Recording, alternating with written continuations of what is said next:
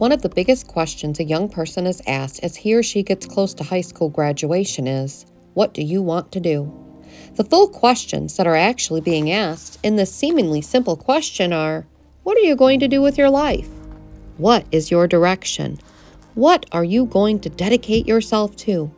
What is your purpose? A lot of people believe that once they figure out those questions after high school, they will never need to ask them again. But anyone on the other side of graduation knows this is far from the truth.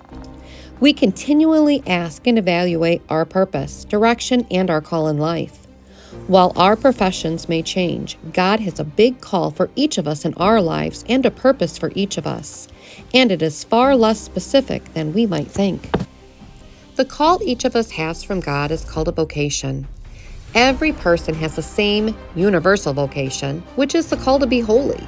This is the big purpose that God has for each of our lives. The call to holiness is that God calls man to seek Him, to know Him, to love Him with all of their strength. This is a call that we respond to or reject daily.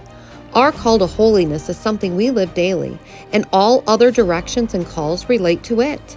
Sometimes we fall into the trap thinking that God has this ultra-detailed plan for our lives that we need to discover. The problem with this thinking is that it only causes a lot of anxiety. If we fall off the path, how do we find it? What do we do with the wrong thing? Could we screw up God's plan for our happiness? The only way to really forego happiness is to stop living our call to holiness. God has numerous ways to help us be holy.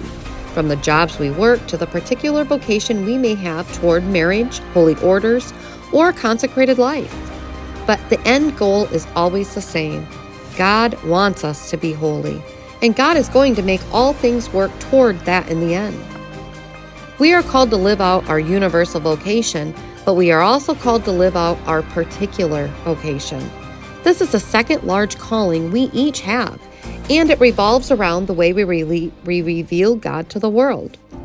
There are three particular vocations: holy orders, consecrated life, and marriage. Once we choose one of these vocations, our mission on earth becomes bound up within it.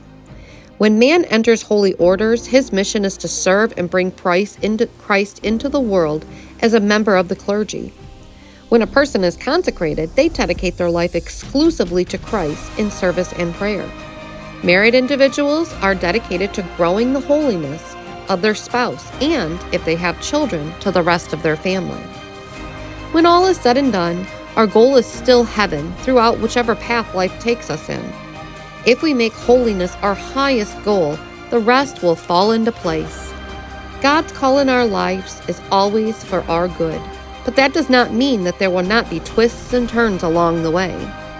In all these moments, God is with us, calling us to greater holiness, joy, and peace throughout our universal vocation, and whatever particular vocation we have discerned.